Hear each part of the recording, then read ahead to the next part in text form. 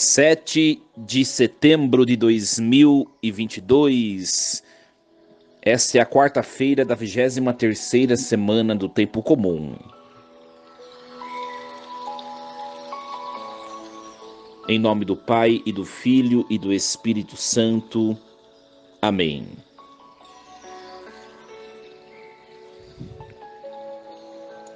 Meus queridos filhos e filhas, muito bom dia, louvado seja Deus.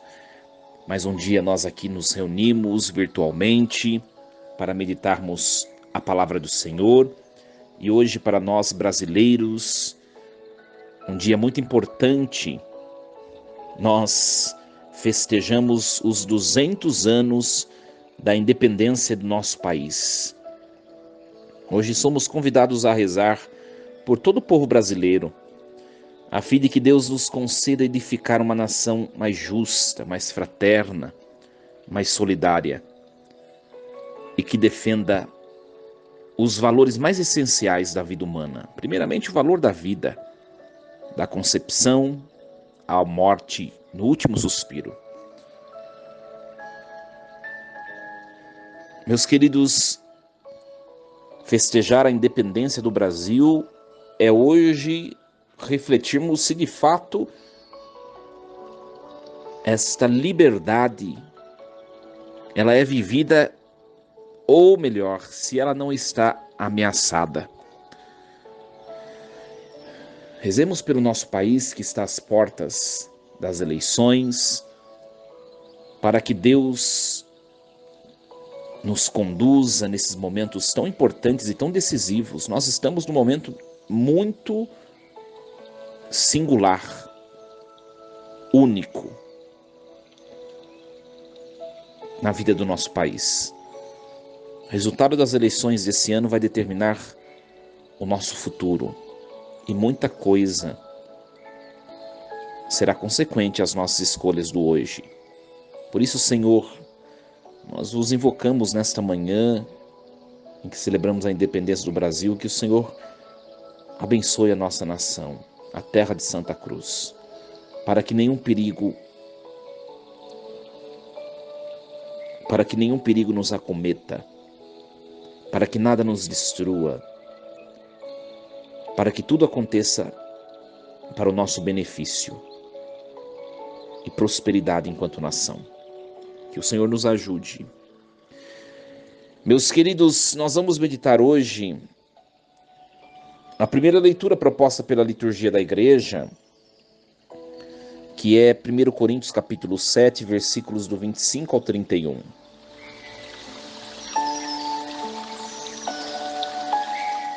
Irmãos, a respeito das pessoas solteiras, não tenho nenhum mandamento do Senhor, mas, como alguém que por misericórdia de Deus merece confiança, dou uma opinião.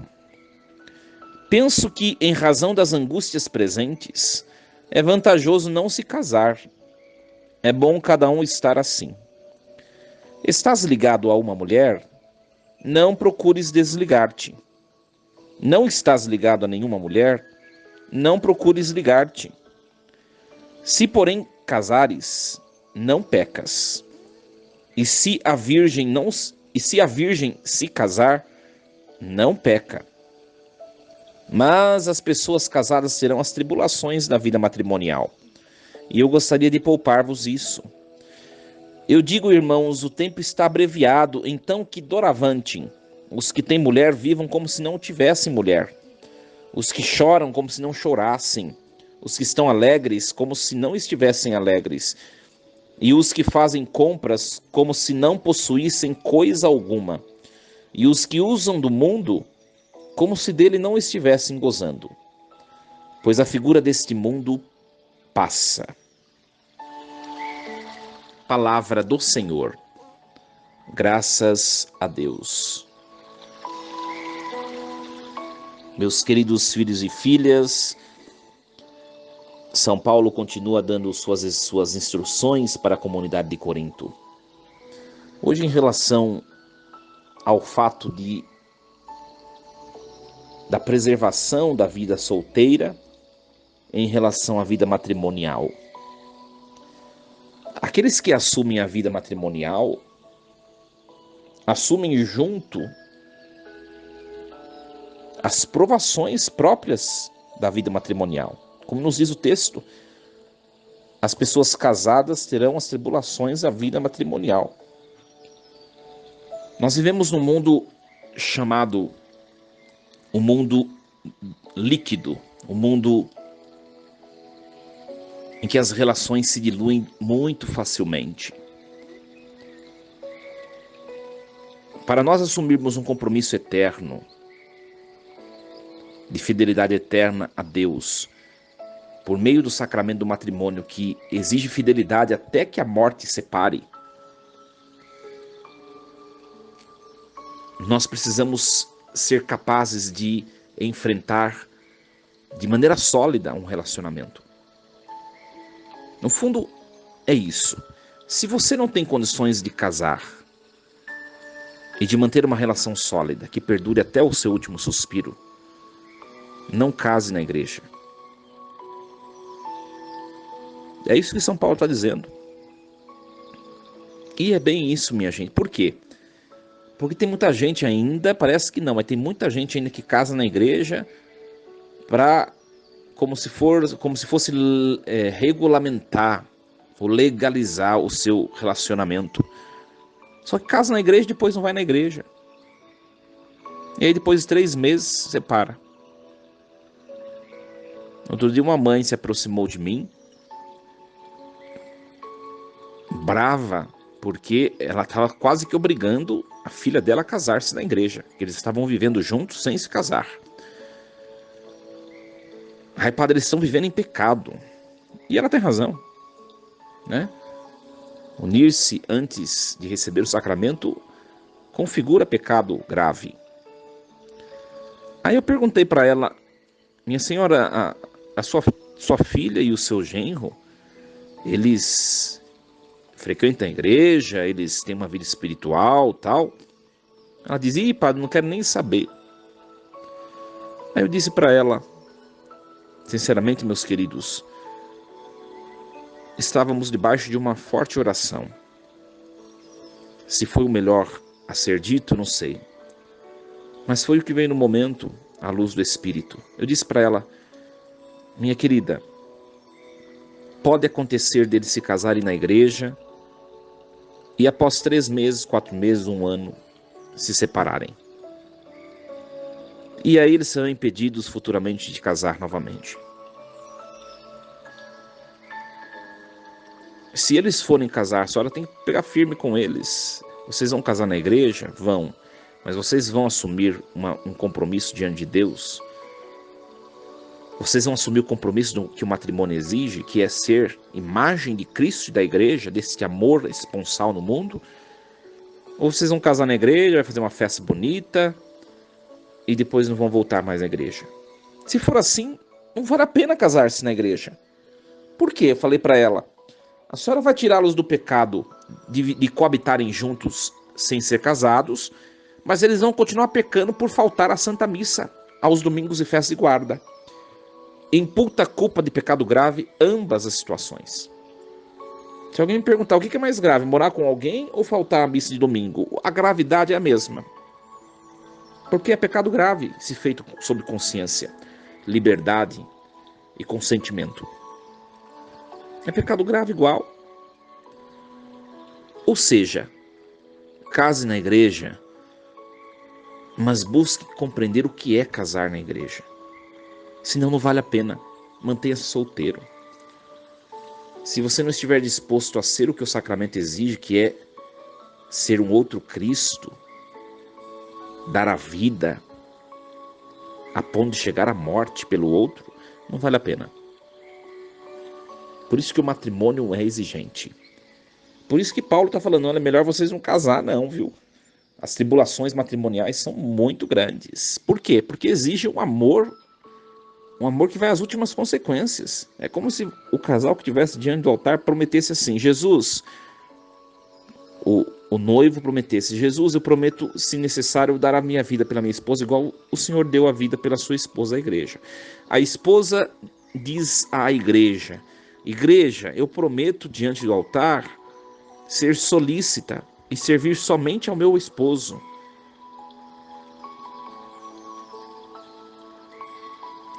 Nem que eu chegue às últimas consequências. Esse é o sentido do sacramento do matrimônio. Olha como é exigente. Não é fácil, não. Por isso que ele fala, se estás solteiro, permaneças. Se estás casado, não se ligue a mais ninguém, porque você já casou. Conseguimos compreender, meus queridos? Que Deus nos ajude e nos dê o discernimento. É muito importante as pessoas, nós, que já temos uma caminhada na igreja, quando nos deparamos com casais, sobretudo familiares, que a gente quer bem, e a gente vê que não vai dar uma continuidade de uma caminhada na igreja, não vale a pena buscar o sacramento. Sacramento é coisa séria. Sacramento é para batizados que são igreja. É isso. É isso. Que Deus nos dê a luz e o discernimento. Hoje a palavra é um pouco delicada, passível de muitas críticas e de opiniões diversas, né? E Paulo diz assim, olha, independentemente de vocês serem casados ou solteiros, né? Quem tem mulher vive como se não tivesse, né? Quem chora vive como se não chorasse, quem sorri vive como se não estivesse sorrindo, quem tem bens viva como se não possuísse nada, porque a figura desse mundo passa, tudo passa, e nós não podemos nos apegar nem àqueles com quem nós nos unimos diante do sacramento. Olha só, um é do outro, mas nenhum deles pertence a si próprio, mas pertencem a Deus. No fundo é isso que São Paulo está falando. E é verdade, esse mundo passa muito depressa, minha gente. Se a gente fica preso em coisas ou em pessoas, a gente não caminha para o nosso destino, que é o céu. Quem é casado, né? Para a gente compreender um pouquinho o sentido desse texto, São Paulo está como se ele estivesse dizendo assim, quem é casado não é para um se virar para o outro e ficar estático. Você, esposa, pertence a seu esposo? Sim. Você, esposo, pertence a sua esposa? Sim. Mas nenhum dos dois se pertencem unicamente um ao outro. Ambos pertencem a Cristo. Portanto, não olhem um para o outro, mas olhem para frente. Olhem lá para frente. Qual é o ponto final da nossa trajetória? Ah, é o juízo. E depois juízo é o céu ou o inferno, né? Dependendo. Ah, então meus olhos estão no céu. Então vamos caminhando, os dois caminhando para lá. Nada de se fechar um no outro, porque a figura desse mundo passa. E tem muita gente, minha gente, tem muita gente que colocou os seres humanos como Deus da sua vida. Seja o esposo, seja a esposa, seja os pais, seja bens, seja o próprio fato da busca da felicidade, etc. Vai se decepcionar no final, porque tudo vai passar. Coloque sua esperança em Jesus e Ele está nos esperando no céu. Força e coragem. Que Deus os abençoe e os proteja. Um bom feriado a todos. Aproveitem para descansar. Em nome do Pai, e do Filho, e do Espírito Santo. Amém.